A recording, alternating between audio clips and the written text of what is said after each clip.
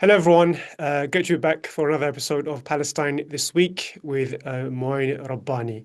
My name is Nassim Ahmed, and as usual, I'll be your host for the day. Palestine This Week is the show, possibly Mouin, the only show where you can get a roundup and in-depth analysis of all the main stories related to Palestine from the past week. As usual, Moin, great to have you, and looking forward to getting your thoughts and analysis of the key issues from the past week. Thank you, Nassim, and it's great to be part of this program and a pleasure to join you as always. Yeah, and for our Gaza segment this week, I want to begin with the I would say sudden killing of Yasser Abu Shabab. I don't know if anyone was anticipating that that was going to happen. How much of a blow is that for Israel? Yasser Abu Shabab, as our viewers will know, was the Israeli-backed militia who has been really causing havoc and mayhem in the Gaza Strip over the past year and a half in particular. We've spoken about him in detail before. And then I want to speak about this CNN investigation, which uncovered that the Israeli military bulldozed, it was basically burying Palestinian corpses under sand. And there's some really horrific details which I want to cover with you. Then the ICC pushing back against US threats and intimidation. We haven't spoken about the ICC for a while. I think this would be a good opportunity to kind of review what's happening with the ICC and efforts by the US to undermine and delegitimize and weaken this institution. And then there was an interesting comment last week with Netanyahu declaring that Israel's war will never truly end. What does that mean? And we'll discuss that.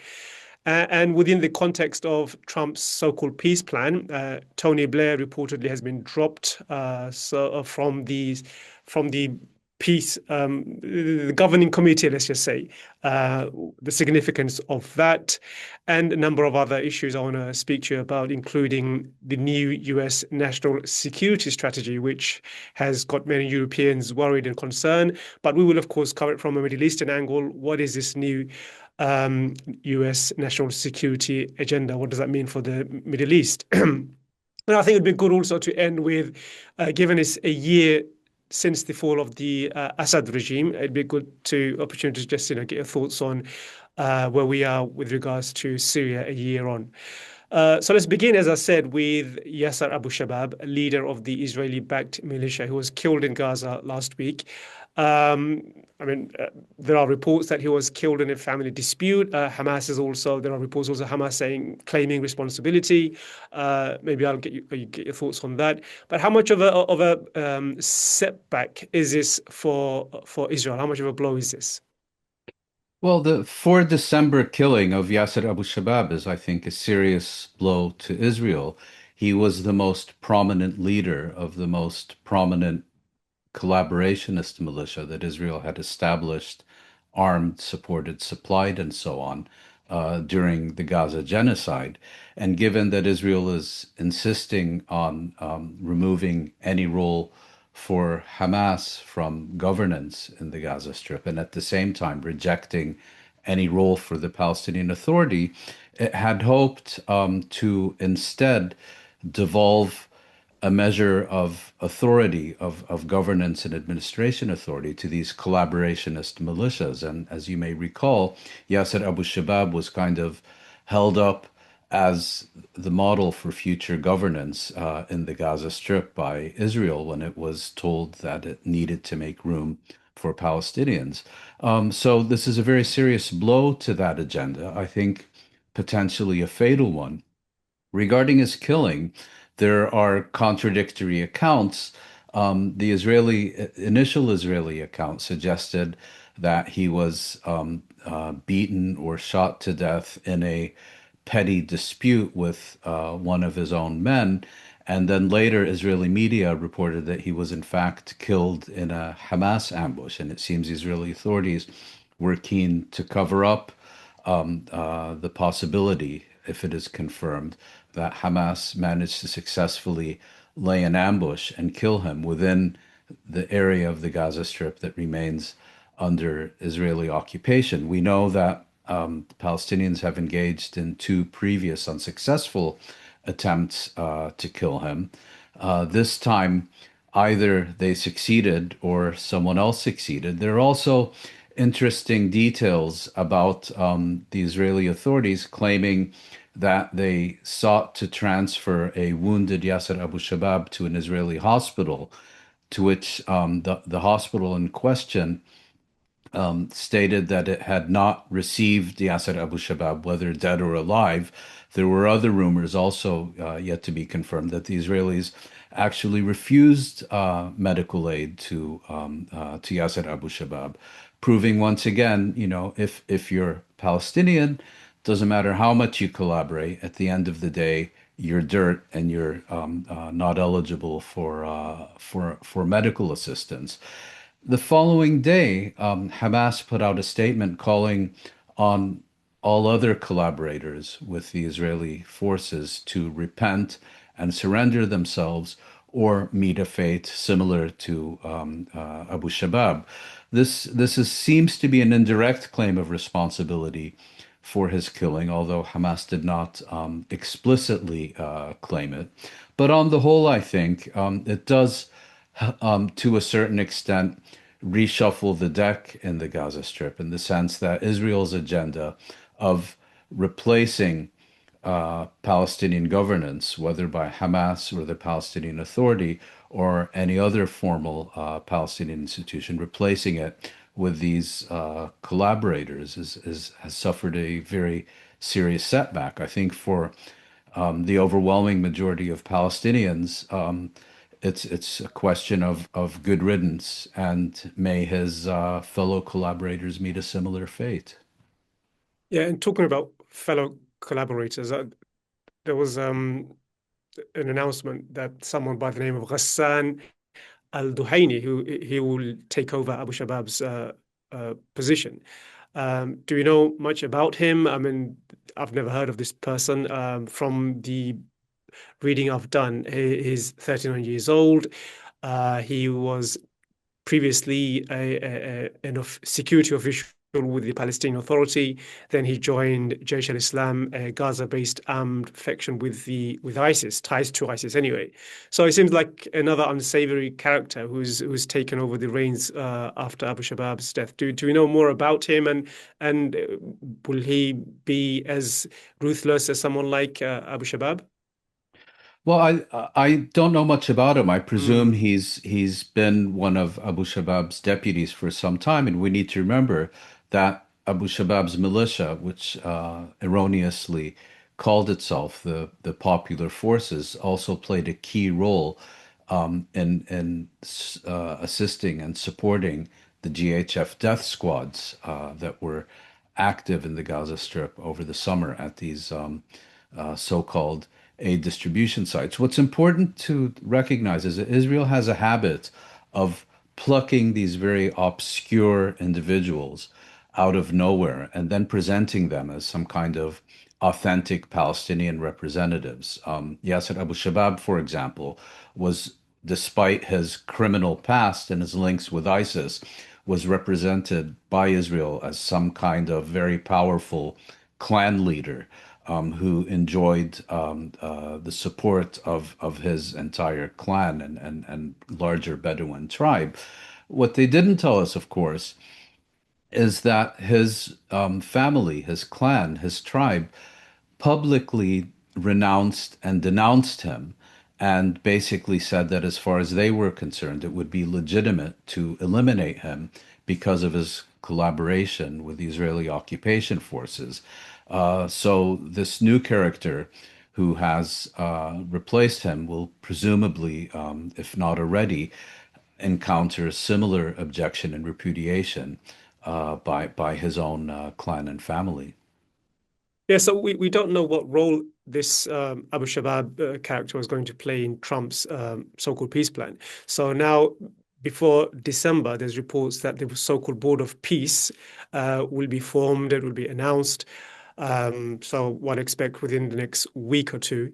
But I want to get three stories into this and get your thoughts on that. First is, of course, Hamas over the week insisting that it will disarm and only if there is a Palestinian Authority and a Palestinian state. So there is there is a deadlock here. On the one hand, Trump and the Israelis insist that Hamas has to disarm, but there doesn't seem to be any way of Hamas disarming without Palestinian Authority taking over. Then there's the second story related to this, which is which related to Tony Blair, the former UK Prime Minister, who's reportedly been dropped from the shortlist. I don't know how that came about. Maybe it's pressure from the Arab countries. I don't think he's made many friends, of course, over the past couple of years in the Middle East. And then lastly, I guess there's a lot of frustration also within the Arab countries. There was a report on, I think, Wednesday or Thursday of Saudi Arabia growing increasingly frustrated. Sorry, from Saturday, saying that Israel and the Americans need to stop redefining the ceasefire agreement and the negotiations that took place. They need to stop defining the boundaries and the clauses that were agreed upon. So there seems to be growing frustration over that. So, given Hamas's unwillingness to disarm, given we have, the killing of Abu Shabab and Israel insisting on the disarmament of Hamas, how likelihood is it that we will see this so-called Board of Peace being formed and starting its operations and work? Well, these issues are all related, Nassim. I think one thing to take into consideration is that Trump likes big announcements. Being able to announce that he has achieved peace in the Middle East for the first time, I think he said in 3,000 years, is more important than actual substance, is more important than reality on the ground. We've seen this, for example, in the peace he claims to have engineered between Thailand and Cambodia, which are now shooting and fighting again. He's announced breakthrough peace agreement in Central Africa, even though the Democratic Republic of Congo and Rwanda are still fighting. And what we see here seems to be similar. For Trump, the announcement that peace has been achieved is much more important than actually achieving and implementing an agreement. Now, in terms of the reality on the ground, there are several interrelated factors.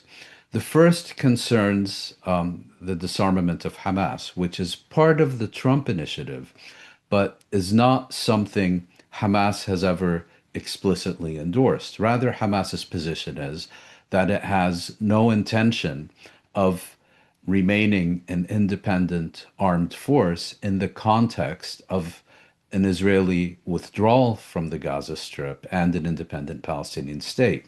In other words, it is not committed to remaining, let's say, an extra legal militia, provided the political circumstances are in place. And those, of course, are not, particularly now that the Israeli chief of staff, for example, has claimed that this continuously shifting yellow line, which has partitioned the Gaza Strip, is de facto Israel's new border.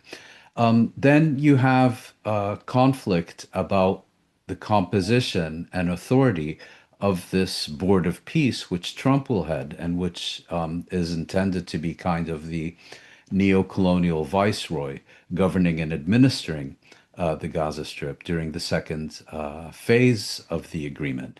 And here it seems that the Arab countries and the Palestinian Authority, working through the Arab countries, have managed to persuade Washington to remove Tony Blair from consideration as the CEO of this outfit. He's universally detested among Palestinians, even, those who are closest to Israel, because he was basically seen as an agent for Israel rather than as a mediator or a representative of the international community.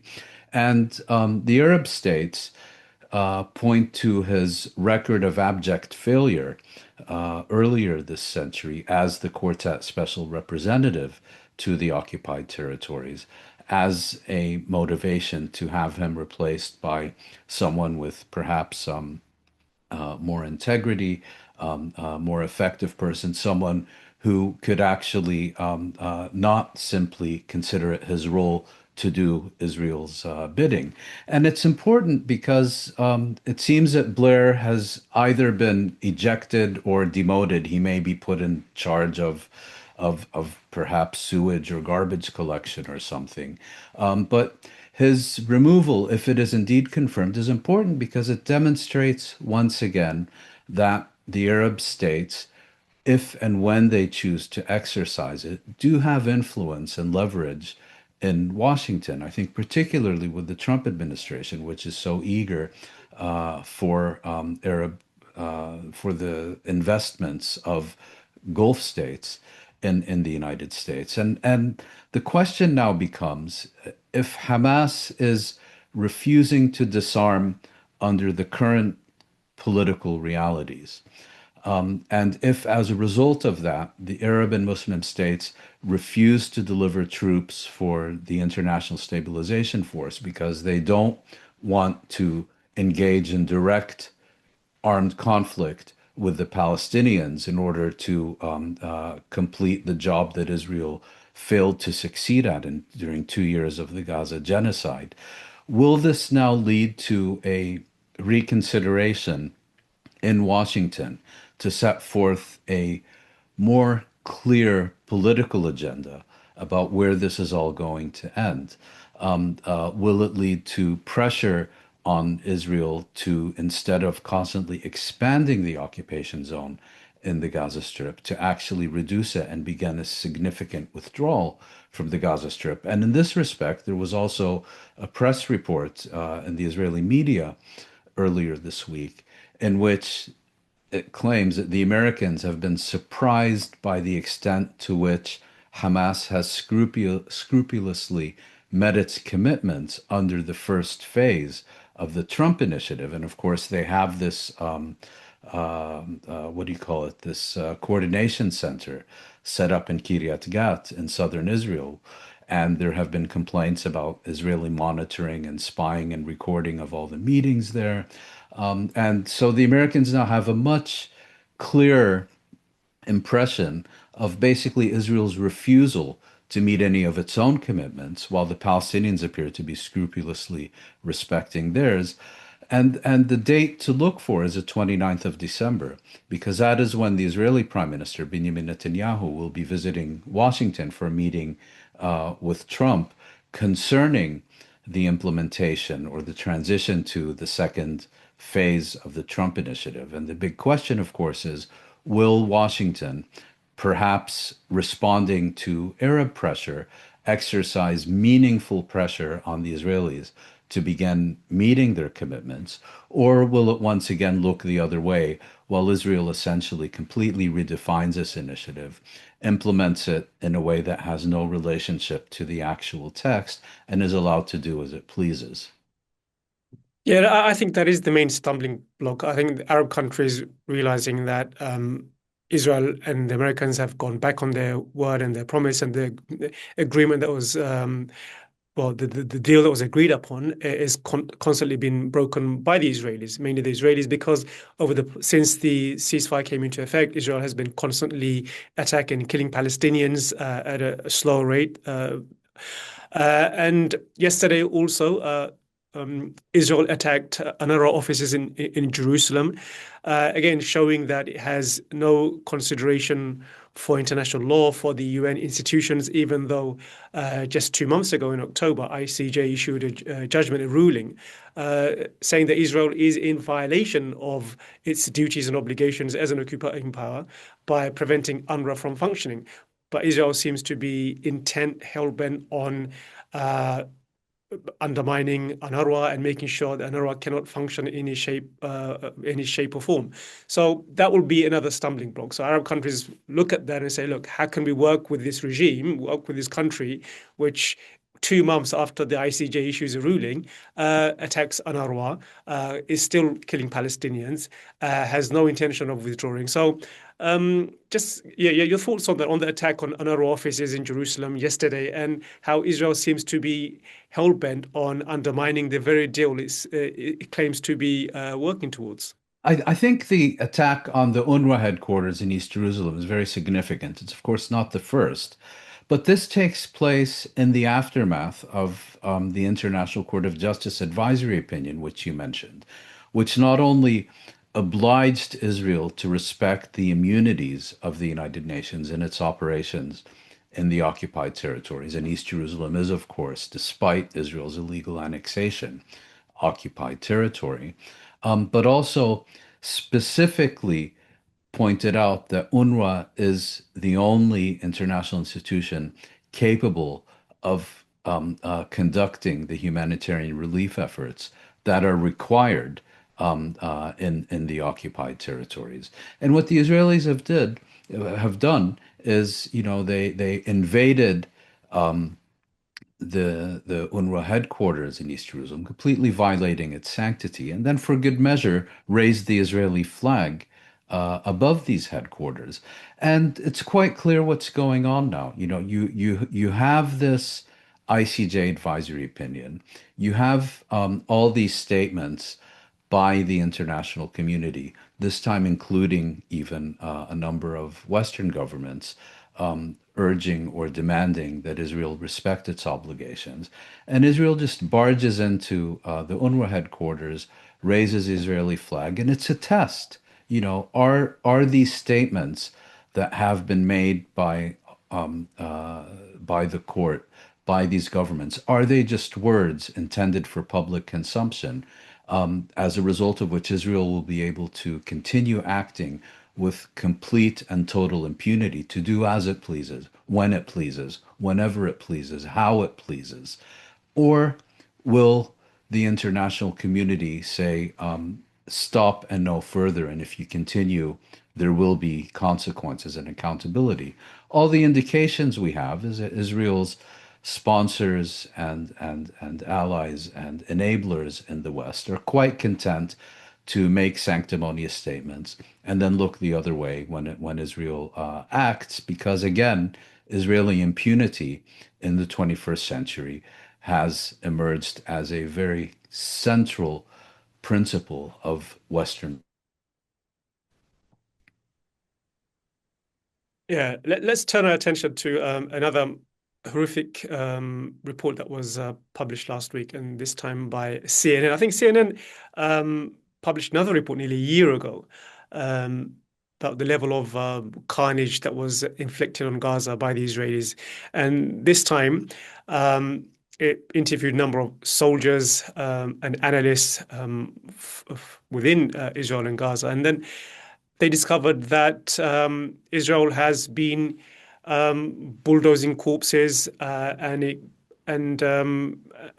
basically buried Palestinian in unmarked, shallow graves, and dogs went and ate those bodies. So it was really, really grotesque, horrible depiction by CNN, to its credit. Normally, mainstream media avoids this kind of investigation, but CNN has done that. So bodies were left to rot, dogs were scavenging, and I wanted to, discuss this report, but within the context of how there are now a number of Israeli soldiers over the past week who have committed suicide.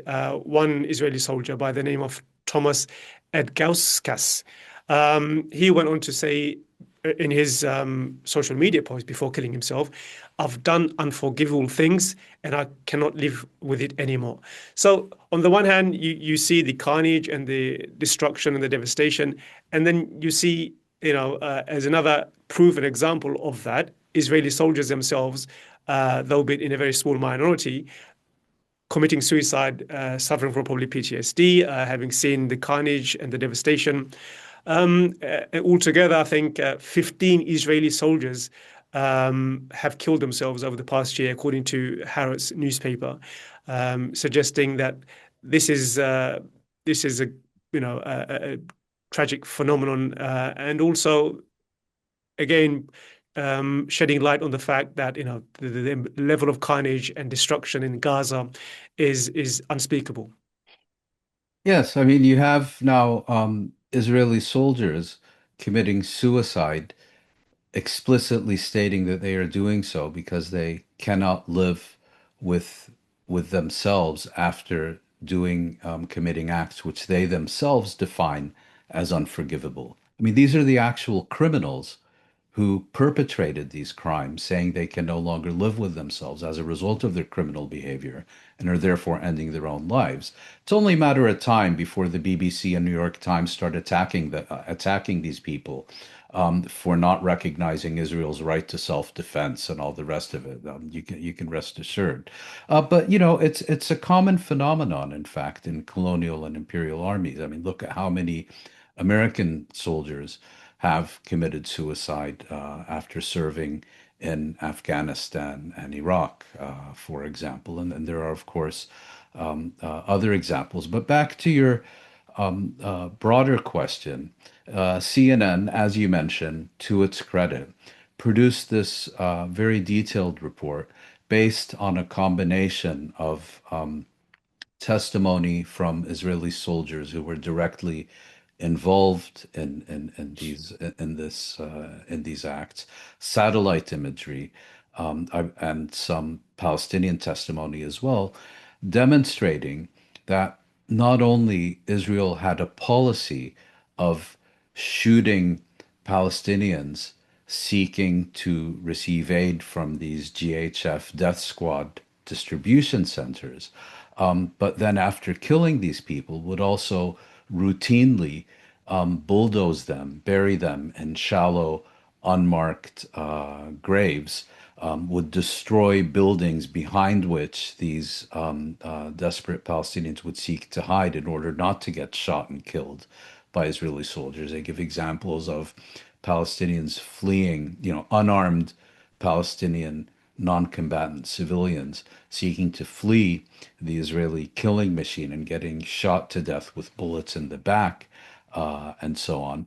And the investigation also interviews several people specialized in the laws of war, pointing out that not only what Israel is doing to these bodies, but also in terms of, as you mentioned, leaving them out for dogs to devour, and then burying them in unmarked graves so that they can not easily be then retrieved and identified and so on, is a gross violation of Israel's obligations under the laws of war. Of course, Israel's apologists will respond with most moral army in the universe, and all the rest of it. But it once again shows, the absolute genocidal char- character of, excuse me, of this armed force. And what we're increasingly finding and confirming with Israeli conduct is that cruelty and sadism is often a policy objective in its own right. And this is just one more example of this. Yeah, and when I was reading about the Israeli soldiers who committed suicide, they, when people carry out this level of cruelty and barbarism, there has to be an ideology which shields you from the consequences of that and allows you to justify those, cruelty that you inflict on others. And I think most soldiers obviously have inculcated and imbibed the Zionist ideology of Jewish supremacy and dehumanization of Palestinians. So I don't think they feel as much, but those that haven't, they haven't fully embraced the ideology of Jewish supremacy. They haven't fully accepted, that the Palestinians are subhuman, though they're a minority. If they do go into a place like Gaza and carry out the kind of human rights abuse and genocidal crimes that we've seen over the past years, it will lead to a moral crisis. And this is what we are seeing amongst a small minority of Israeli soldiers. Amongst those Well, minority, yeah, I think they haven't really embraced the Zionist ideology, which would have shielded them from a psychological and moral breakdown, leading them to their suicide. that may well be the case. An alternative scenario is that they completely bought into this. They were successfully indoctrinated and brainwashed. But then, as a result of, it's one thing to have an ideology; it's another thing to put it into practice, and that produced a kind of personal crisis. I mean, I'm not a psychiatrist, but I find it entirely plausible that these soldiers were very successfully indoctrinated and brainwashed, but as a result of putting their genocidal supremacist ideology into practice in the Gaza Strip, that then after these actions produced some kind of mental crisis for them that ultimately resulted in a confrontation with reality, as a result of which they ultimately took their own lives and will no longer be putting that genocidal ideology into practice again. I think this takes us neatly to our next topic, which is Benjamin Netanyahu's statement during, well, I think it was a summit, New York Times, some kind of book summit, where he addressed the audience via a video, and he said that we may have won, but this war is never ending. And he gave the example of cancer. If you take the cancer out, but cancer in this case, he means Hamas and all the other resistance organizations. If you take them out, then the cancer will still come back. So Netanyahu is basically saying that we're in this and the war is never going to end and it's going to continue. Despite being told, we will destroy Hamas. This is after October 7, 2023, and following the destruction of Hamas, we will create peace in the Middle East. I think that was the story that was sold by the Israelis. But now Netanyahu is saying that this is going to be a never-ending war, and then this, of course, leads to the question whether Israel can ever be at peace, even if there was no Hamas, even if there was no Hezbollah, even if there was no Palestinian. I think deep down, I don't want to psychologize too much, but I think deep down, if the story which you tell about yourself and your state is that Israel exists for the survival of the Jews and our enemy is not Palestinians but the rest of the world. The rest of the world is Well put. the rest of the world is intrinsically anti-Semitic, and this The anti-Semitism world is rise. against us. World is against us, and if that's your psychology, if that's a story you tell and you're conditioned from birth to believe in, and that Israel is the only thing standing between you and another Holocaust, then you will be constantly at war, and there will always be something else that appears in your eyes as a form of cancer. So I'm inclined to believe Netanyahu, but it's not about the Palestinians. It's about the Israelis themselves. Yes, the whole world is a tumor, and Israel is the only treatment for it, or the Israel's military. I think there are two aspects to these statements by Netanyahu. On the one hand, I'm sure you've seen Israel and its apologists, the Hasbara Symphony Orchestra, has basically been proclaiming victory since the 7th of October, 2023. So if on the one hand you're proclaiming victory, while at the same time Iran is still defiant, rather Hamas is reasserting its authority in the Gaza Strip. Hezbollah has not been vanquished. The Houthis are still standing tall in Yemen, and so on and so forth.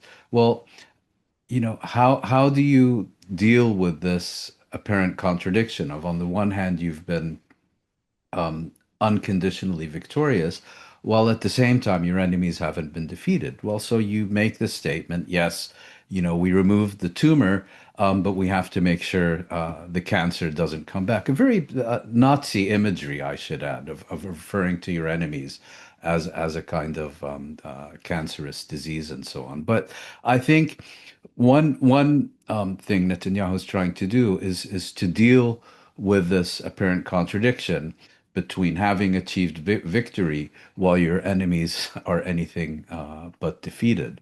At the same time, I think Zionism, acting through the State of Israel, has now also reached the stage where continuous war and conflict has become essential, has become a requirement for its continued survival. And so we see Israel basically, establishing borders at will in southern Lebanon, in southern Syria, in the Gaza Strip. signing and endorsing ceasefire agreements, and then continuing to wage war as if it never signed anything. Um, Israel is trying to create a new reality in the Middle East. We've seen that in Lebanon, we've seen that in Syria, we've certainly seen that in the Gaza Strip, we've seen it in Iran, and Netanyahu even mentions the Houthis as something Israel still has to deal with. The question becomes whether a small state with limited resources, an extraordinarily powerful military to be sure, but one that also has limited manpower, and more importantly, a project that is entirely dependent on foreign sponsors and allies for its very survival, whether it is capable of being being in being constant chemotherapy against tumors emerging left and right constantly. I don't think so. Some people have suggested that what we are witnessing now is the beginning of the terminal phase of Zionism. In other words, yes, a disease is being cured, but it's a very different one than that identified by Netanyahu. It's in fact the one that Netanyahu himself represents. You mentioned creating a new reality, new global order for Zionism, for Israel to flourish. And one of that includes an aspect of that includes destruction of the multipolar world, which we'll get to Mm. later when we Yeah. speak about Trump's national security strategy. But for now, I want to speak about ICC, again, another international body and organization which Israel and the Americans are at war with, because a rules-based international order is will be constantly at odds with a colonial enterprise like Israel. So we've spoken about that previously, where a number of ICC judges have been debanked over the last week. Francesca Albanese, UN Special Rapporteur, she was speaking about how she's been debanked. She cannot open accounts, Yes, we and there's discussed that. we Yeah. discussed that. Um, so this week there was more pressure on the ICC to drop its case against Israel. But ICC has basically defended itself and objected to any changes to its constitution. The demand placed on the ICC was to change its constitution, founding treaty that is, to not prosecute countries or states that do not recognize the court's jurisdiction.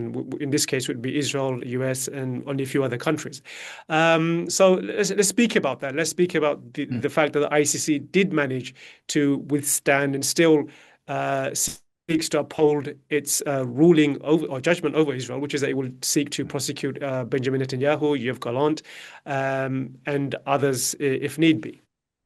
Well, I think it's also tied into the previous question we discussed.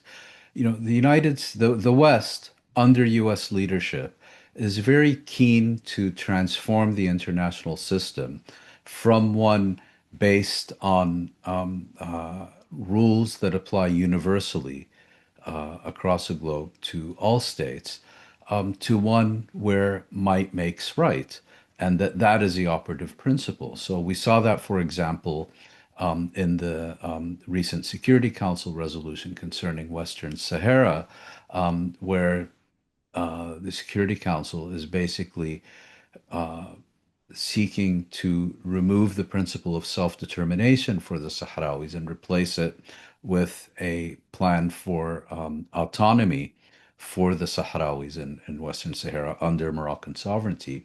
We most certainly saw it with the Security Council resolution concerning Gaza, where the idea that Palestinians have any rights is simply thrown out the window, and they have only interests really, and any exercise thereof is completely conditional on Israeli priorities and approval. And that also explains why, when you see Israel unilaterally seeking to redraw the map, redraw its borders, attack sovereign states at will, and all the rest of it, um, this is germane to the Western project of dismantling the international system international rules, international institutions that developed after the Second World War, and particularly after the era of decolonization, which is increasingly being seen as something that constrains rather than enables the West. And so there is therefore a real interest in seeing all of this dismantled and thrown into the dust heap of history. The latest project, or the latest initiative, the one you mentioned, is an effort by the United States to revise the rules of the International Criminal Court so that citizens of states that are not signatories to the Rome Statute, in other words, that are not ICC members, can no longer be prosecuted by the International Criminal Court. And this, of course, refers primarily to Israelis and Americans. So, the investigation into the situation in Afghanistan, those parts concerning American crimes in Afghanistan would be removed. Certainly, anything and everything Israel does anywhere will no longer be investigated or prosecuted. And imagine the idea, that Israelis can walk into, enter the territory of any state that is a signatory to the ICC, commit crimes at will, and never be held accountable for them simply because Israel is not a signatory to the International Criminal Court. That would also mean, that there would never be an investigation of Israel's obstruction of justice in terms of spying on the court, blackmailing its officials, seeking to bribe them, and so on. So it's an obscenity and an outrage. And thus far, at least, the ICC's Assembly of State Parties has rejected this pressure. The real question is whether the European members of the ICC will try to finesse some kind of, compromise in order to remain on good terms with Washington, which will allow Israel and the United States to meet their objective through the back door. Yeah, and to its credit, it didn't cave. And if you Not read yet. the No. yeah, if you read the discussion, they said, if we cave like this, then it discredits the ICC completely. So we either sink or swim. We have to, if we don't, if we allow Israelis and the Americans to be exception to the rule, then the whole system collapses. I think which is true. If there is massaging by the Europeans, I think you can say bye-bye to the court and the entire ICC. I think they recognize that and they have to win this fight. If not, then I think, the court will collapse. So I think that is what Trump wants and what the Israelis are seeking as well. I think we'll end not on that question, Well, but if on. I can just interrupt you, Nassim, you're right. This is what Trump and the Israelis want, but it's hardly them alone. Let's not forget the Biden administration was equally critical of the ICC. The former UK foreign minister, David Cameron, called the ICC prosecutor at the time, Karim Khan, and directly threatened him with terminating funding to the ICC and various other measures if the ICC were to issue indictments against any Israeli officials. So, yes, there are Western governments that are committed to the ICC.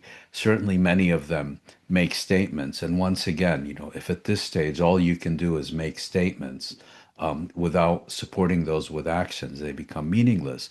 But I think we also need to see this effort to dismantle international law and international institutions and the norms and values that have governed or supposed to govern international relations, not as a personal project of Trump or as just an Israeli project, but as part of a broader Western campaign. Yeah, and the deep psyche in all this is that these institutions see the various nations and human beings as equals. And I think that is something which more and more Western countries, as these states like the US would say under Trump, and many other European countries, where the state is being overtaken by captured by right-wing extremists, they don't like the idea that the humans, all the countries should be seen as equal. There Yeah, needs to be laws are for the hierarchy. little people. Yeah. There needs to Mm, be hierarchy with Europe at the mm, top and then the mm, rest Africa at the bottom. Once that is hierarchy in their mind is undermined, then we have to get rid of the institutions, which allows Europeans to mm, again be at the top of that hierarchy, which takes us, I think, neatly to Trump's national security strategy. Um, so I want to get your thoughts on that and generally what that means for the Middle East mm, region and Palestine. With regards to Europe, there's been a lot of discussion, and there was, I would say, a direct attack on the Europeans by Trump, saying that Europe faces a civilizational erasure. I mean, that's the kind of language that was being used in that document, and basically peddling the great replacement theory, the idea that white Europeans are being replaced by non-white. So these are um, that's the image Trump was presenting, or that the document was presenting to the Europeans, and saying Europe needs to stop its immigration. It was very much, if you could say, very much a racist document mm. on that section anyway. And with regards to the Middle East, there was a number of um, uh, comments and analysis about where U.S. policy towards the Middle East is heading. One of which is that America is not. America will seek to withdraw somewhat from the Middle East and allowing its partners in the Gulf countries and Israel to flourish, but it insists that Israel's interest will still be its number one priority. So let's just get your thoughts generally on that document and what it means Mm. for the Middle Yeah. East. Well, the national security strategy seeks to set out the Trump administration's vision on the U.S. and the world and U.S. priorities in terms of its national security.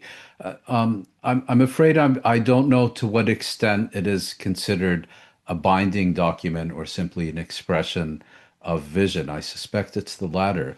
You know, the part on Europe is, of course, as you mentioned, particularly objectionable, basically aligning the United States explicitly and directly with the emerging fascist movements in Europe and saying that those will be Europe's salvation. Having said that, this is also something the Europeans bought on themselves.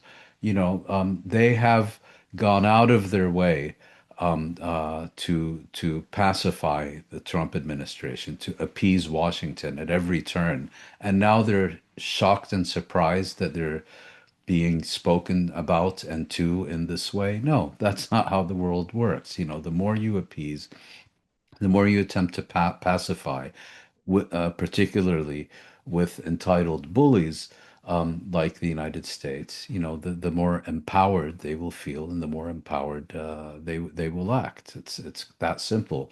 I found the section on the Middle East quite interesting because it makes the argument that as a result of U.S. energy independence, the Middle East is no longer a core priority for the United States. And secondly, it also points out, you know, that particularly now with the end of the Cold War and the end of U.S. forever wars in the region, that the U.S. does not have to focus on the Middle East or prioritize the Middle East as a region the way it has in the past.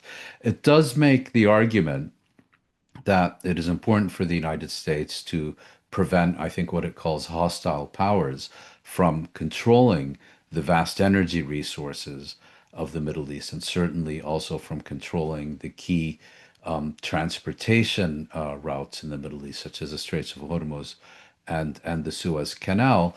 But more broadly, it says it sees the Middle East primarily as a region of investment, of areas in which the United States can profitably invest, and an area from which massive investments can be directed towards the United States, basically recycling petrodollars. And then it lays out a few priorities, of which Israel is mentioned last. Now, the national security strategy is by no means dismissive of Israel, but it no longer talks about Israel in these kind of sacred, divine terms as something that is even more important than the United States itself. Um, and particularly given the transactional nature, if you will, of this document, the question becomes, what can Israel offer the United States? We've seen a concerted effort by, for example, AIPAC in recent months to try to make the argument that giving billions of dollars of taxpayer funds free of charge to Israel is somehow the best investment that the United States has ever made, because for every dollar given to Israel, it adds $17 trillion to the US GDP or something. It's absurd, you know. Um, Israel doesn't even pay for its own weapons, yet is trying to present itself as somehow an unrivaled asset to not only U.S.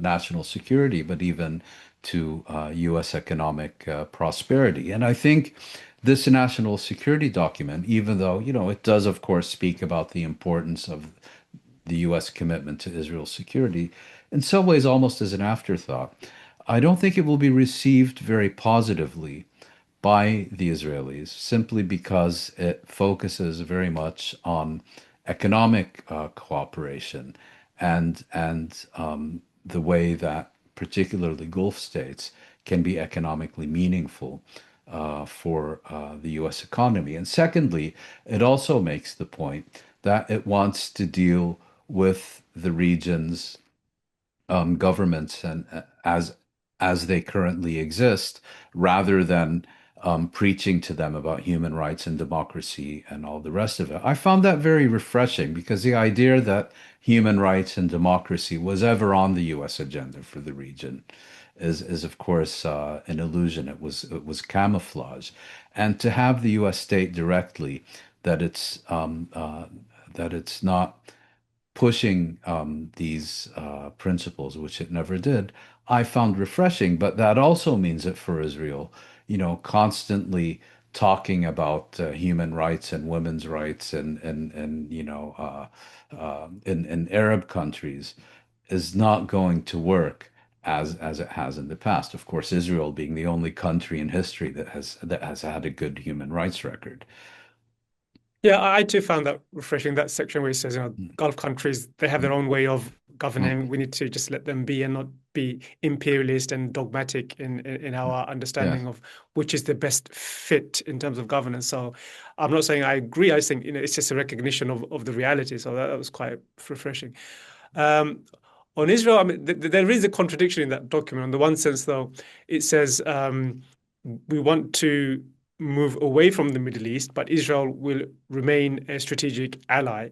But everyone knows Israel's survival in the region requires constant US interference and US support. Israel does not exist without American backing. So that tension will Yes. continue to play out. I think. But on the Yeah. other, what Israel will be happy about is the direct attack of in that document of, as I said, the multinational organizations, the UN, the ICJ, because sovereignty in that document, it seems to be the article of faith in that document. Every state is sovereign, and it Yes. sees it wants to create a world where it's kind of lawless. States simply serve their own Love. interests. Yeah. Might makes right. Yeah. And I think in that kind of environment, Israel, given its ability to build relationship, be a state which many other authoritarian governments rely upon for their own for their ability to crack down and oppress and suppress the population. I think Israel probably can thrive in that kind of a lawless world, which this document is seeking to create. Mm. Yes, if I could just add one point, once again, the U.S. making this, what I think during the Obama administration was called the pivot to Asia. Well, it turned out to be a pivot to remain in the Middle East. Mm. So whether this time these ambitions to reduce the U.S. role in the Middle East and to focus on other regions of the world, if that is translated into reality, that I think will be quite worrisome for the Israelis. But again, the proof of the eating is in the pudding. Will the U.S. actually want to leave the Middle East? And if it does, will it actually do so? Those, I think, remain open questions. And let's end with Syria. I think this time last year we would have been talking about the fall of Bashar al Assad. 1 year on, we've seen how quickly Ahmad al Shara has been integrated into the region. His image has been rehabilitated. He's been to Washington. Of course, the Israelis have occupied Syrian territory, so there's a tension brewing there. There seems to be a tension between, not tension, but I think disagreement, slight disagreement over the way Israel, between Washington and Tel Aviv, over Tel Aviv is managing, or um, how brazen it's been in taking over Syrian territory. So there is this tension there. So 1 year on, I mean, what are your thoughts on how Mm. Syria has fared under the new government? Mm. Yes, I mean the Ba'athist regime, Assad regime, was ousted on the 8th of December of 2024. We're now 1 year later. Um, those who seized power in December of last year have managed to maintain themselves in power now for an entire year. The question becomes, to what extent have they managed to consolidate power? And I would say on the whole, they appear to have done that. And to what extent have they managed to replace what they've overthrown with a genuinely legitimate, deep-rooted, more successful regime. And I think there are all kinds of challenges. I would say the greatest success of the new Syrian leadership has been in regional and foreign affairs.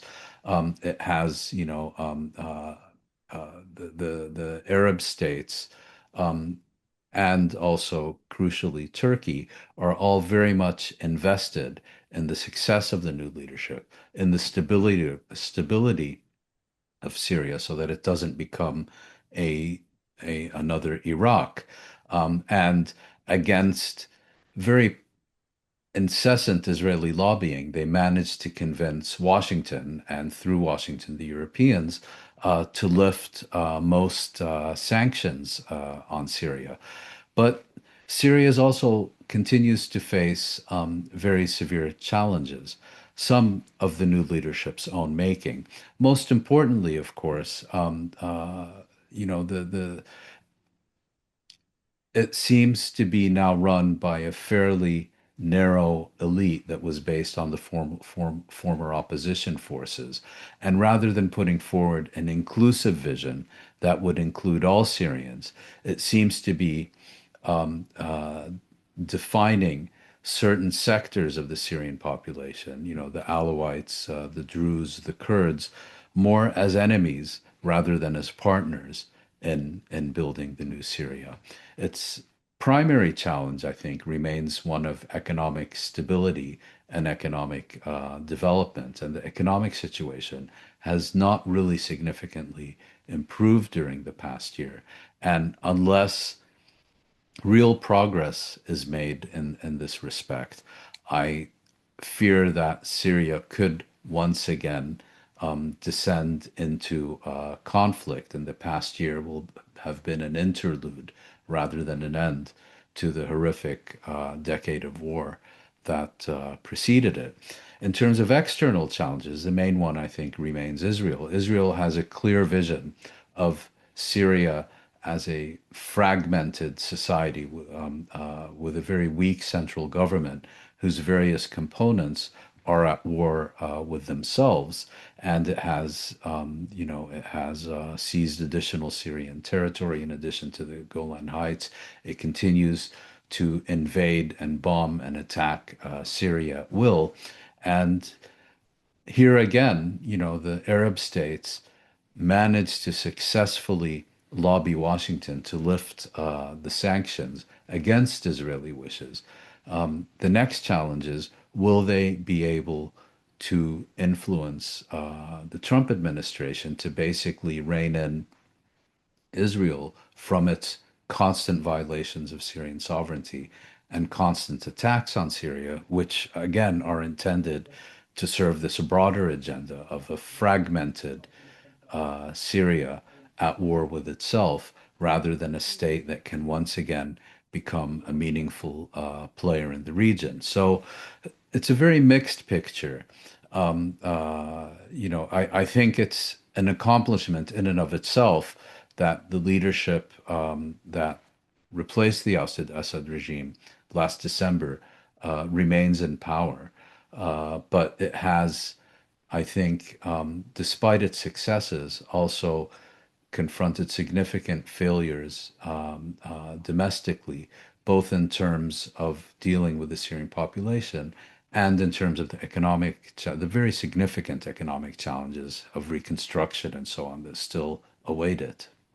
Yes, thanks, Moin. As Thank you. always, it was a pleasure talking to you. I really appreciate your observations and thank you for tuning in. Do like our program and subscribe if you can. We really want to push this and grow this. So thank you for tuning in and see you next week for another episode of Palestine This Week. Bye bye.